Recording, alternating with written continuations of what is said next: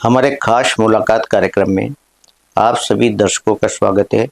आज इसी कड़ी में हमारे साथ कैथून से पधारे रामस्वरूप मेघावी जी है। रामस्वरूप मेघावी जी अच्छे रचनाकार हैं, हाड़ौती में इनका नाम है। आज ये हमारे बुलावे पर हमारे स्टूडियो पधारे, इनका हम स्वागत करते हैं। आइए बात करते हैं रामस्वरूप मेघावी जी से।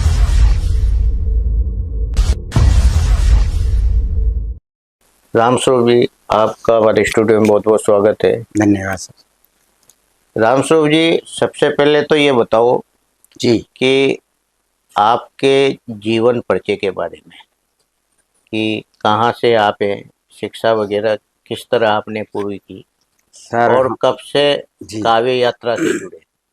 जी हमारा जीवन कस्बा कैथून से प्रारंभ हुआ जी और संघर्ष में जीवनी जिया है। रामकरण प्रभाती ने हम दोनों भाई जुड़वा हुए हैं और दोनों की प्रतिभाएं एक ही है। जी और हमारी पढ़ाई कैथून हायर सेकेंडरी स्कूल से निकल के जी पास करके हम महात्मा गांधी स्कूल कोटा में पढ़े। और हमारी जो जो काव्य की बात थी, तो ये हम जब महात्मा गांधी स्कूल में जब गए जी तो वहाँ पर जितने भी जो हमारे टीचर थे, अध्यापक जी थे, गौरीशंकर कमलेश जी थे, हाँ हीरालाल जी आचार्य थे, ये लेखक थे, उमानंद चतुर्वेदी जी। इन लोगों से जब हम मिले टीचरों से, तो हमारा हमारा मन गदगद हो गया हाँ, और हमें वो काव्य लिखने जो प्रेरणा मिली। जी और उसके पहले जब हम बचपन में हमारे पिताजी अ, भजन भाव में सत्संग में जाते थे, तो हमारे दादाजी का संकलन था, इन भजनों का संकलन, जी तो उनको पढ़ते थे और वो बोलते थे, तो वो भजन और वाणी मतलब दोहे हम्म, हमारे ऐसे मन करता था कि ऐसे तो हम ही लिख ले, अपन भी लिख सकते हैं ऐसा। जी तो वैसे करते करते जब ये सब टीवी चैनलों पे जब हम देखने लगे, तो वो हमारे भाव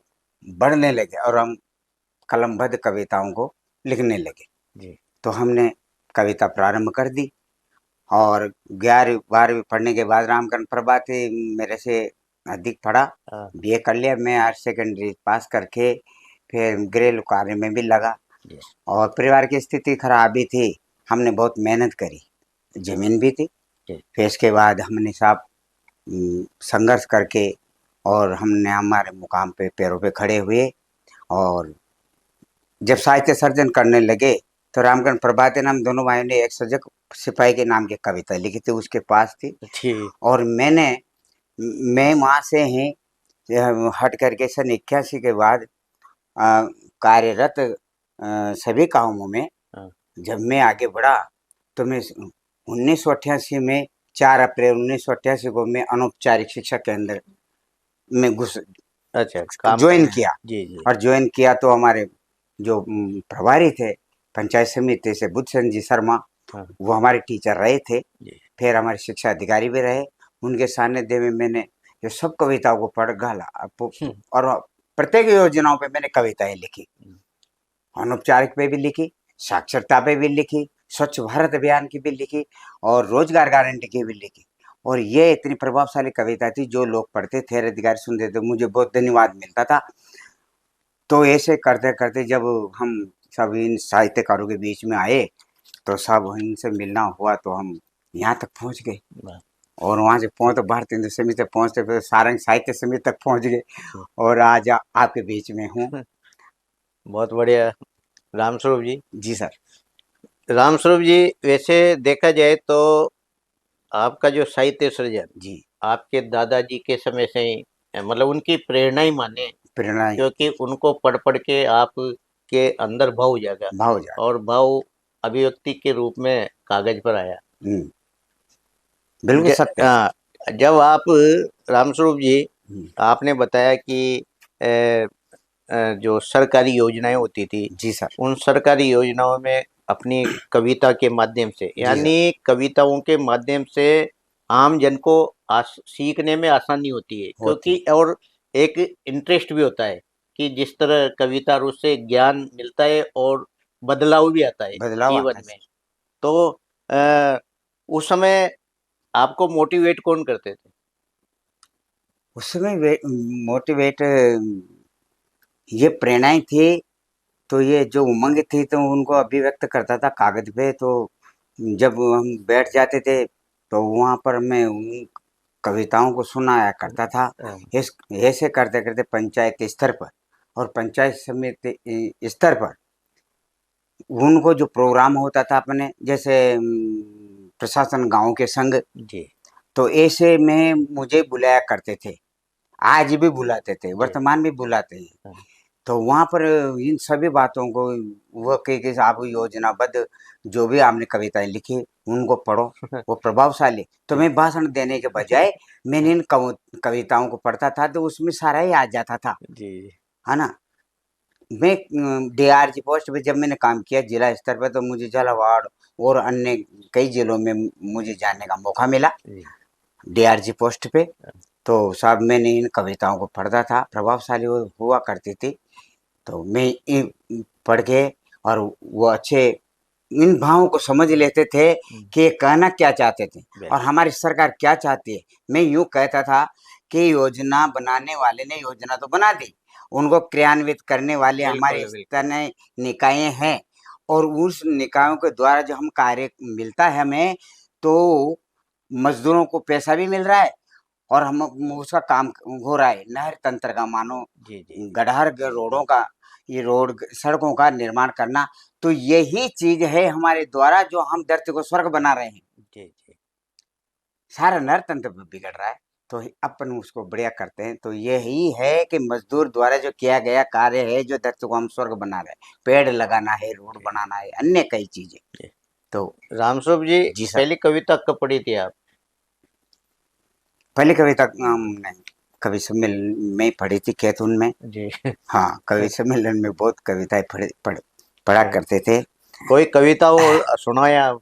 तो साहब कविता में अपने एक रोजगार गारंटी की हाँ, पढ़ूं। बिल्कुल, साहब रोजगार गारंटी की कविता है, जी। जो मैंने अभी अभिव्यक्त किया ना वो बात में, हाँ, हाँ, कि वो योजना चला दी, योजना चलाने के बाद मजदूर काम कर रहा है और हम धरती पे काम कर रहे हैं, तो ये हम स्वर्ग बना रहे हैं, इसको धरती को स्वर्ग बिल्कुल, बना रहे हैं। बिल्कुल। तो साहब एक रोजगार गारंटी की कविता हाँ, थी, एक स्वच्छ भारत की थी, हाँ, बहुत प्रभावशाली कविता रही साहब। जी, मैं पढ़ता हूँ सुनाओ। आपको।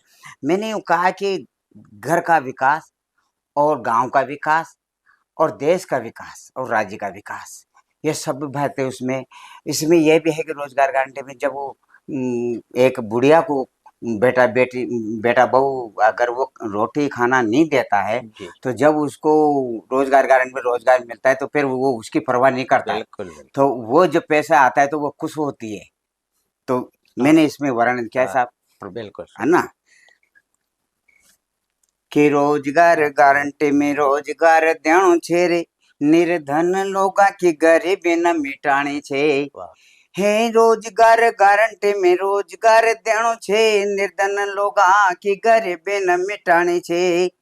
हे 5 बरस की आई योजना, पहले 5 की थी सर, अब तो बढ़ गई ना। हुँ, है 5 बरस की आई योजना, 100 दिन काम दिलाणु छे। हे रोजगार गारंटी में रोजगार देणो छे रे, निर्धन लोगा की गरीबी न मिटाणी छे।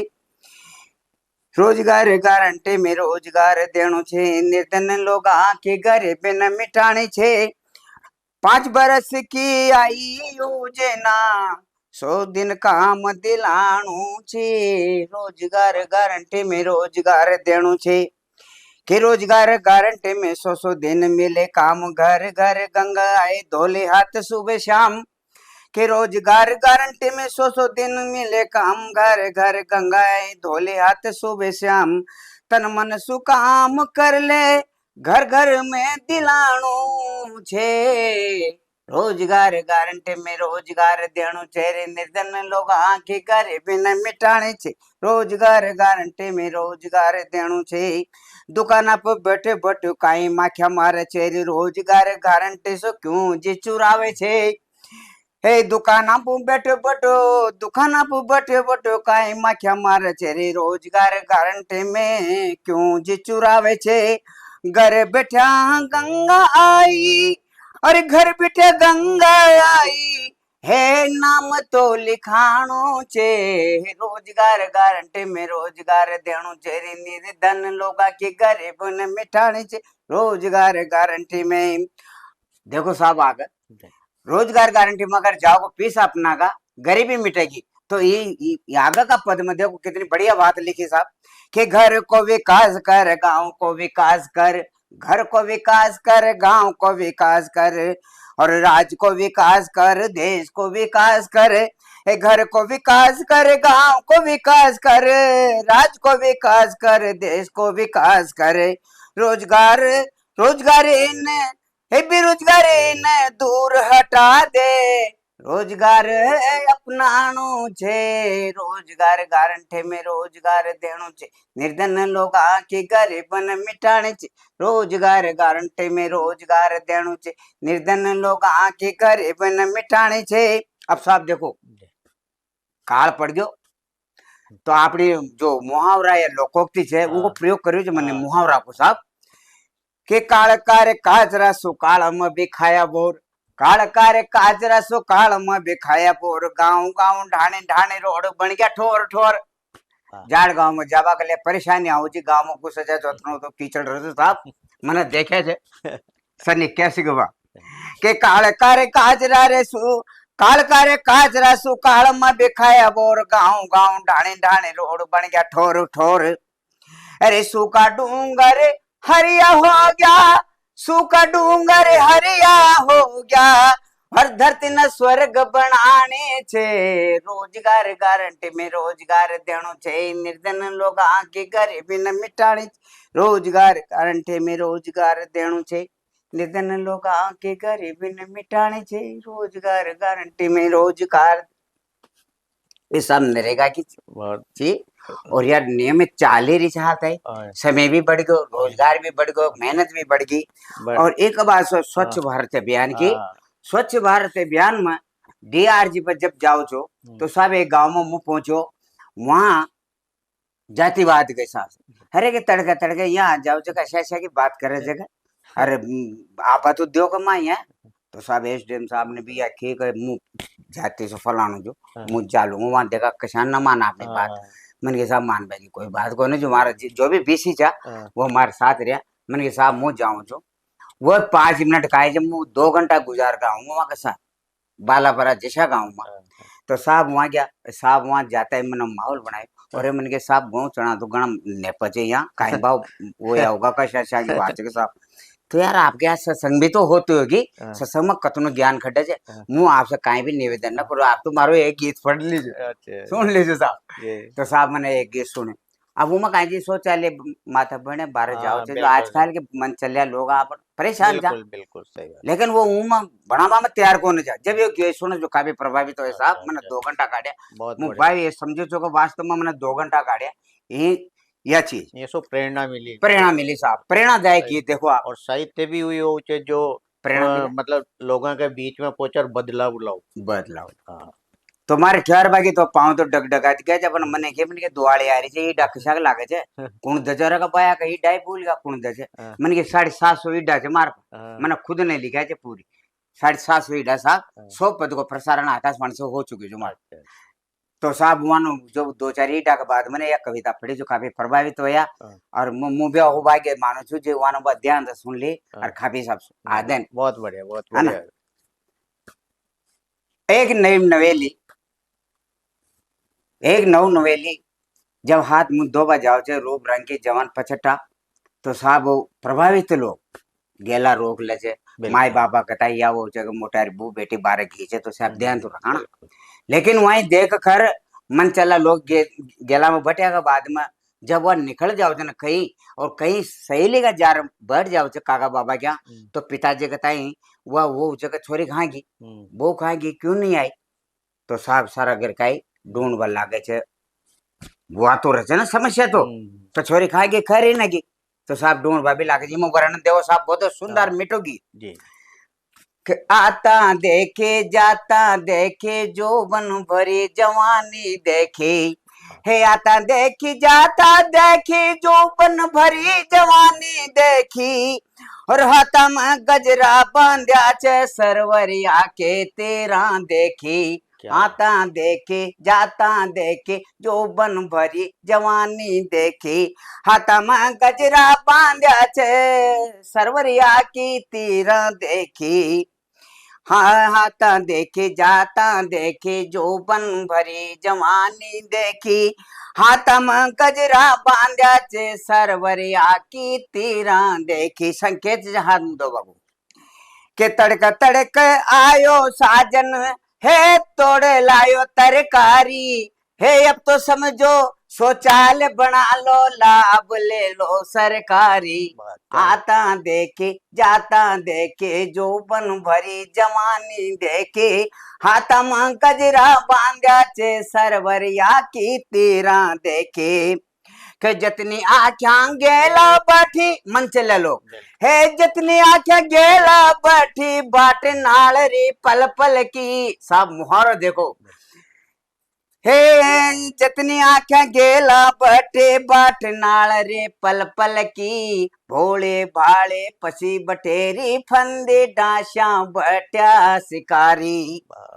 ए कद जाल में मछली फसगी है हाय दबोची गिरधारी। है अब तो समझो शौचालय बना लो लाभ ले लो सरकारी। आता देखे जाता देखे जो बन भरी जवानी देखी। हाथा में गजरा बांध्या छे सरवरिया की तेरा देखी। अब साहब निकल गई वहां तो वो साहब देखता ही रह गया कि जब पलका बची बची की रहेगी है पलका बची बची की रहेगी। हे सुन गोडारा नजर पसार है निकल गई पण अकल डगर से ये छे अकल का आसार। पण बाबल हेरा पर छड़ गयो है पण बाबल हेरा पर छड़ गयो। अठी अठी बेटो हेर अठी मथारी। है अब तो समझो शौचालय बना लो लाभ ले लो सरकारी। आता देखी जाता देखी जो बन भरी जवानी देखी। हाथ में गजरा बांध्या छे सरवरिया की तीरा देखी। ओ साहब हे मम्मा जब भी जाओ जब भी खोजा साहब घर घर में शौचालय बना लो बाहर मत जाओ माहौल खराब छे और काय को काय होया के बाद में कोई काय न कर सके। सही बात।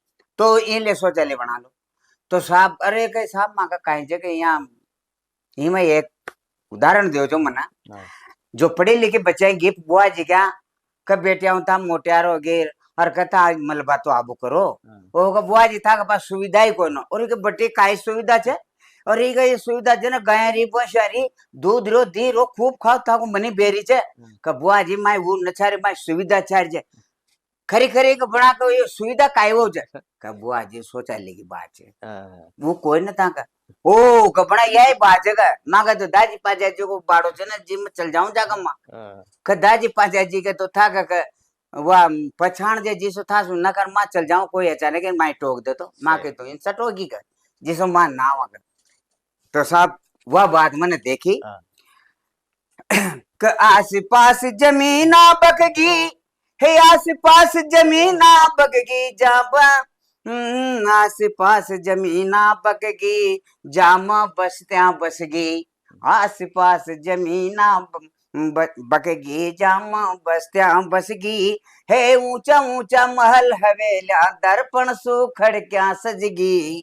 आस पास जमीना बकगी जाप बसत्या बसगी। हर ऊंचा ऊंचा महल हवेलिया दर्पण सुखड़ गया सजगी। अरे सबका पली शौचालय बना लो सबका पली शौचालय बना लो हे लाभ ले लो सरकारी। हाथा देखी जाता देखे जो बन भरी जवानी देखी। हाथा में गजरा बांध्या छे सरवरिया की तीरा देखी। हाथा देखी जाता दे जो बन भरी जवानी देखी। वाह बहुत जय बढ़िया। भारत जय स्वच्छ भारत। रामस्वरूप जी वास्तव में आपने जो रचना यानी काव्य वह प्रेरित करने के लिए और लोगों में एक बदलाव आया और इसे वास्तव में काव्य इसे कहते हैं जो मतलब बोलने पर प्रेरित हो जाए वो। आप अब तक कितने गीत लिख चुके हैं? सब 100 गीत तो लिख दिया होगा मैंने। जी और हाड़ौती के अलग गीत और हिंदी के अलग गीत, वीर रस की कविताएं अलग है मेरी, जी और ये हाड़ौती के अलग है। जी। तो आप साहब आपके भाई प्रभाती जी। रामकरण जी प्रभाती साहब, वो भी एक अच्छे गीतकार हैं, और आप जुड़वा भाई हो, और जी सर। दोनों ने मेहनत भी बहुत की, जी सर। और इस मुकाम तक आने के लिए वास्तव में संघर्षमय जीवन आपका रहा, रहा सर। और आपने अपनी हैसियत को भी बचाए रखा। जी सर। यानी पुरखों की जो हाँ हाँ, अपनी वो जमीन थी उसको भी आपने। वसीयत को हमने रखा, जी जो वो हमारे लिए छोड़ के गए हैं, और उनसे हमारा भी आज बढ़िया है। एक एक मेहनत और करी मैंने सब। मैं अनौपचारिक साक्षरता में था, सारा काम करने के बाद भी मुझे एक गांव में जमीन मिल गई, तो मैंने वहां पर उसको फाड़ दौड़ कर बराबर करके और 10-12 बीघे जमीन खाते लगा ली, जी और आज वो यस है। जी मैंने सभी मिल करके मैंने कम से कम सरकारी परियोजनाओं में और शिक्षा विभाग में मैंने 35 साल निकाल दिए। भैया ने नौकरी करी और मैंने 35 साल इन योजना में निकाल दिया सारा जीवन। मैंने ये भी नहीं छोड़ा, और मैंने मेरे कर्तव्य नहीं छोड़ा। वो लोग विश्वास करते कि रामस्वरूप जी कैसे हैं, क्या है, तो साहब मैंने ये किया। और इतना प्रसारण भी मेरा, ये मेरा नवा, आपके बीच में आने का नवा प्रसारण है मेरा।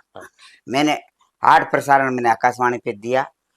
84 में मैंने 250 पद का महाराणा रावल रतन सिंह के पद में गोरा और बादल की लड़ाई का प्रसारण दिया था। उसके बाद मैंने हेडाओं का प्रसारण दिया, जो 750 पद लिखे मैंने, और ये अन्य काव्य पाठों का, यूं करके मैंने 8 प्रसारण मैंने आकाशवाणी पे दिए। कवि सम्मेलन में भी रहा मैं, जब हमारा यह छोटा कवि सम्मेलन चलता था दशहरा का, स्थानीय स्थानीय में संचालन पे सारी का दिया, और सभी साहित्यकारों का मुझे बहुत अच्छा भाव प्रेम मिलता रहता है। और जब ये आंचलिक प्रोग्राम होते हैं, मुझे सूचना मिल जाती, मैं इनके बीच में उपस्थित होता हूँ। जो मेरा सर्जन है मैं इनके सामने डाल देता हूँ, है ना सर। रामस्वरूप जी, लोक संस्कृति को बचाने के लिए हम्म, आप काफी प्रयास में लगे हो। जैसे आप बता रहे हो जी हीडा, लोग जानते ही नहीं, आने वाली पीढ़ी तो सही जानेगी ही नहीं। जी सर। तो कैसे भाव आते हैं आपके, कैसे कहाँ से आप निकाल के लाते हो इनको? सर हमारे बुजुर्ग लोग कहा करते थे, गायों को बचाना। देवनारायण जी भगवान के जमाने में, यूं भी को कृष्ण जी ने गायों की काफी सेवा की है। देवनारायण अवतार में गायों की सेवा करने के बाद हीडों का प्रचलन चला वहां से इनका। अन्य देव महाराज जब इसमें आते हैं, दिवाली के दिनों में हिडे गाए जाते हैं, तो मुझे वो हिडे याद है थोड़ा हाँ, सा। दो चार तो वो वो सुनाओ साहब ना वो आप, हिडे, क्योंकि सर सुनो आज आज की जो आने वाली पीढ़ी ये इनको समझती नहीं है, नहीं समझती है। इसलिए आप बताएं कि इसका महत्व क्या है ना, सुनाए आप। हिडो का महत्व है कि एक बार भगवान श्री नारायण का और श्री महादेव भगवान महेश जी का, उनका जो वो चल रहा था, मीटिंग चल रही जी थी, जी कबरी कचेड़े राजा राम की, जिसमें सभी बैठे हैं देवी देव। तो उसमें ये वो होता है कि देवी, एक बार सभी देवताओं ने भगवान से निवेदन किया कि हे प्रभु, हमारा दैनिक चर्या कैसे चलेगी। तो नंजी और भृंगी जी जो भी है उनके पहरेदार, जो वहां नहीं जाने के पहले उन्होंने कहा कि हमारा निवेदन भगवान से बोले शंकर से कर देना कि हमारी दिनचर्या कैसे चलेगी। तो उन्होंने कहा कि भाई यूं कह दो नंजी कि एक दिन एक समय खाना और 2 समय नहाना। जो वहां से जब देवताओं को ये वचन सुना है ना, तो नंजी महाराज ने कह दिया कि साहब 2 टाइम खाना और 1 टाइम नहाना। तो वो बात उल्टे पड़ने के लिए ये युग में कितनी बार खा रहे हैं आज। तो वो जब जब धरती माता पे आए वो सभी देव लोग, देवता, तो उन्होंने 2 टाइम खाना शुरू कर दिया, 1 टाइम नहाना। तो साहब धरती पे अस्वच्छता फैल गई, बैल और पे बीमारी फैल गई, तरह तरह मचने लगी। तो साहब भगवान ने कहा सिंहासन डोलने के बाद, अरे कि ना धरती माता पे तो जाओ, क्या हो रहा है कि ये सिंहासन कैसे हिल रहा है। तो साहब नारद जी महाराज आया, नारद जी महाराज ने कहा कि अन्नदाता कि माँ तो है ना जो धरती पे बहुत स्थिति खराब है, बीमारियां चल रही है, इधर गंदगी इधर गंदगी। तो कि ये कैसे हुआ? कि साहब देवता 2 टाइम खाते हैं, एक टाइम ना रहे, कि ये मैंने वचन किसने कहा, कैसे कहा? तो साहब नंद जी महाराज ने तो गलती पकड़ी। नंद जी ने कहा कि अभी इस धरती का भार आपको झेलना पड़ेगा, और धरती का भार झेलने पड़ेगा तो तुम बैल बनकर जाओ। तो बैल बनकर वो यहाँ आए, और आने के बाद उन्होंने धरती का भार कहना था कि हम कैसे झेलेंगे? तो तेरा एक कंधा है ना जो वज्र का बना दूंगा, तो जोड़ी और जोड़ा को झेलेगा, धरती को हाकेगा जोतेगा, और ये तेरे वज्र के बना दूंगा कांधा को। तो साहब आपने भी देखा होगा और हमने भी देखा है, उनके कांधे पे देना पत्थर के नहीं हुआ करता था, कितना भी बोझ डालो गाड़ी को गुड़कार ले जाते थे। तो वो तो जब वो बेड़ बन करके जब धरती पे आया तो वहां से ही प्रारंभ हुआ, है ना साहब? तो गणेश जी समर्थ पहले तो हे डो पहले तो मनावा रे गणपत देवता, ए तो हरदम सिमरो रे शारद माए। अरे खटकड़ का शिवरो रे बाबो धूंदड़ो, अरे ये तो पाटण का सिमरा रे के सुराई। अरे रंग तो बाड़ा कर हनुमान जी, अरे ये तो चोमा का सिमरो रे चोमेश्वर राय। ए हे हिडू गावा गावा में देवी देवता, अरे गावा तो गावा कर सिमरा देवता, ये तो खेड़ा रे खेड़ा के चावंड माई, है ना साहब? अभी का बाद ये सभी देवता शिवरा गजानंद जी शिवरा के बाद में अब इंद्रासन साहब दौड़े उतरे हो, तो सब बेल रूप में। तो माता खजे द्वारा का दनांग का यही रो, माता की खूब करेंगे मान मनवार। तो साहब वो न रुका माँ की तरह खूब करेगी माँ की मनवार। देखो साहब शब्द, अरे ये भावा से आज ये चाहिए ये संस्कृत का था लोप और जो माँ जिंदा रखाने रह जा। अरे साहब देखो, अरे भाव देखो साहब, हे ही डो अरे इंद्रासन सरे दौड़ो उतर्यो, जा कह गल रे तुलसा के रे माई। इंद्रासन सिरे दौड़ो उतर्यो, जाक गल रे तुलसा के रे माल। माता कहे अरे आज के तोरे हे रात दौड़या रहो, ताकि घने रे करेगा मनवाई। दौड़ो खज आज के तोरे रात माता न रवा, माँ के धराना करगी मनवार।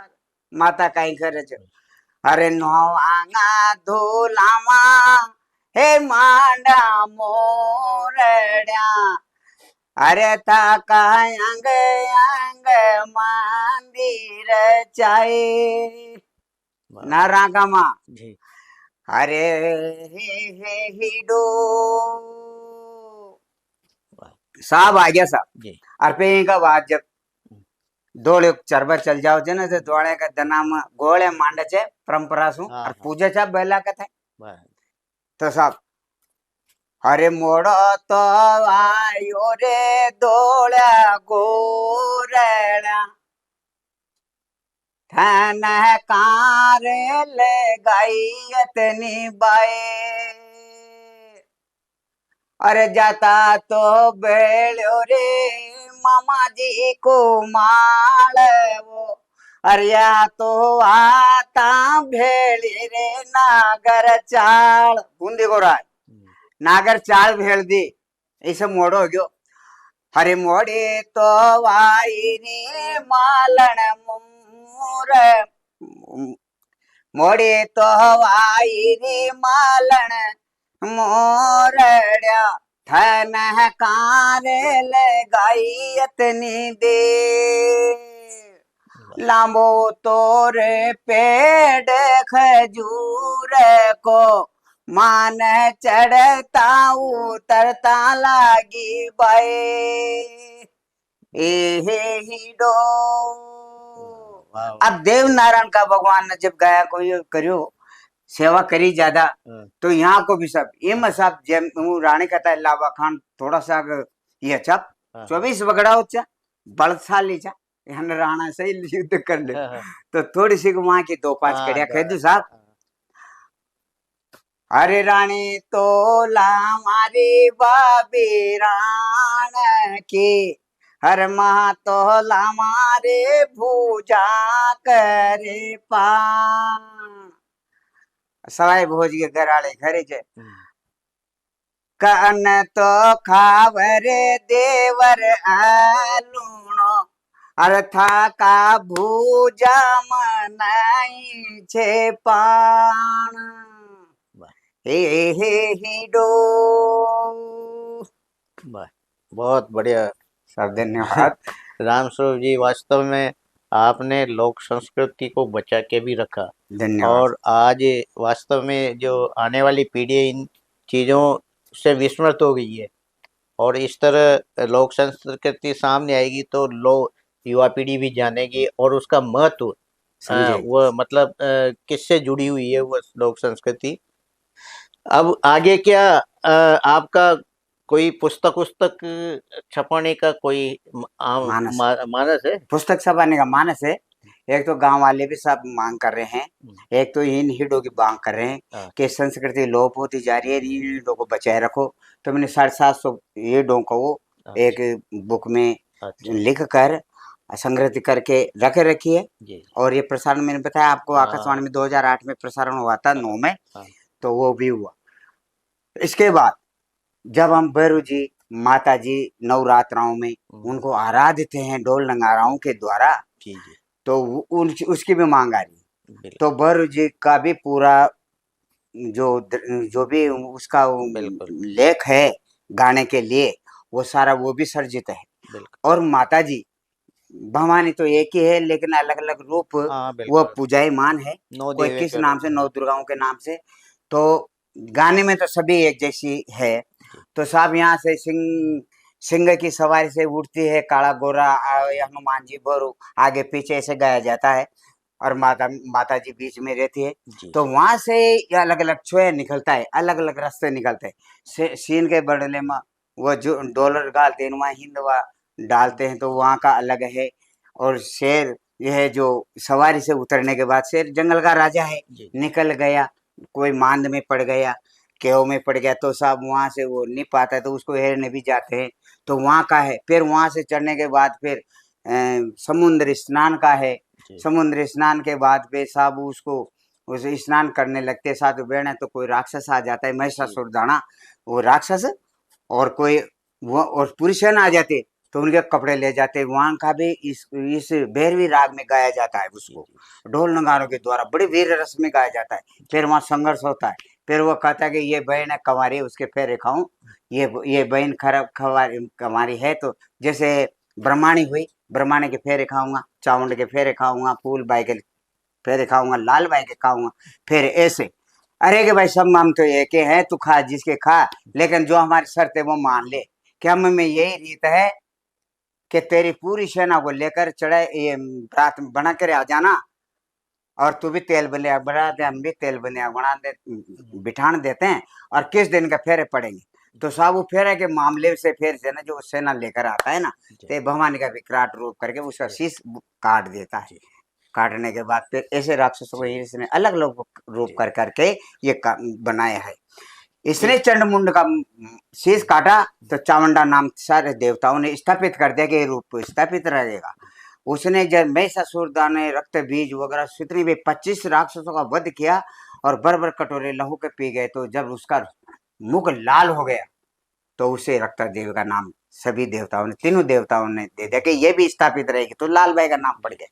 और जब वे विराट रूप में कंकाली भाटन के रूप में जो विचरण कर रहे थे कि साहब इसके तप को कौन झेलेगा, इसके तप को कौन झेल सकता है, तो फिर विष्णु भगवान ने कहा कि प्रभु आपके अलावा तो कोई इसका दम नहीं है जो इसका इसी को विराट को समाप्त कर दे, इसकी शक्ति को समाप्त कर। तो शंकर भगवान गए और उनको टोकर में पटक दिया। तो फिर वहां वो नीचे देखते को कोई राक्षस फिर नहीं आ जाए, तो सब वो जाके तो शंकर भगवान ने कहा प्रभु आप, तो मंद मंद मंद मंद उसका वापिस वो क्रोध और वो समझता गया और वो साधारण रूप में आई। साधारण रूप में आने के बाद मतलब वही उमा गोरा पार्वती, और आने के बाद जब सभी देवताओं ने उस पर फूल बरसाया तो फूलबाई का नाम स्थापित हो गया। तो आज भी सभी स्थानों पर वे लाल भाई, चावंड और फूलबाई, या फिर एक रहेगी तो उसमें कंकाली भाटन का, क्योंकि ये वो जो महाकाल था इसने नारी का रूप धारण करके और इसने प्रकट किया ये महाकाल का। ये थे हमारे साथ रामस्वरूप मेधावी जी। रामस्वरूप जी एक अच्छे कवि हैं और इनका जो काव्य है वह आम जन को ऐसी सीख देता है जिसमें समाज में एक बदलाव भी आता है। लेकिन ये लोक संस्कृति को बचाने के लिए भी जो प्राचीन जो गीत हैं, अहीडे या दूसरे, उनको एक पोथी के रूप में आम जन के सामने लाना चाहेंगे ताकि ये विरासत बची रह सके और आने वाली पीढ़ी इनके बारे में समझ सके, पढ़ सके। ये इनकी आगे की बात रहेगी। आज ये हमारे स्टूडियो में पधारे। नमस्कार। नमस्कार सर, धन्यवाद।